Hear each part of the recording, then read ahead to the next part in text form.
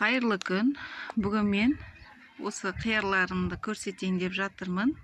Өткен видеода қияр аурулар туралы көрсеткен болатынмын.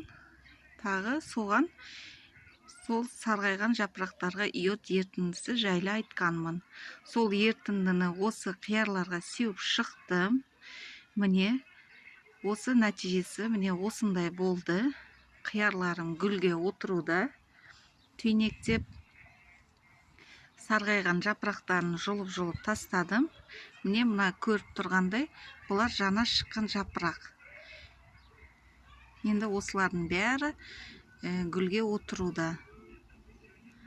Түйнектеп жатыр қиярларым. Мен бұл қиярларыма жіп байламаймын. Өйткені ешқандай мүмкіндік жоқ менде жіп байлауға. Осы жүйекке ғана қайырып жіберемін. Өзі жүйекте өсіп піседі.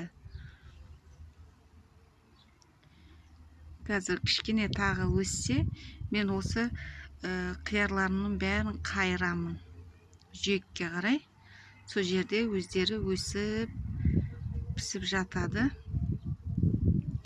Қиярға әрине қарап тұру керек. Қияр өте нәзік өсімдік.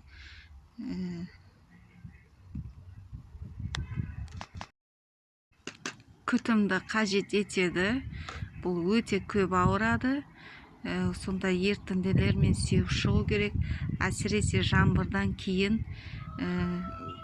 осындай витамин соларды сеу керек. Әйтпесе жапырақтары сарғайып қурап кетеді. Міне қазір мен осындай қиярларым өсуде. Керек емес сап-сары болған жапырақтарын үзіп тастау керек. Керек жоқ олар. Жаңа жапырақтары қала берсін.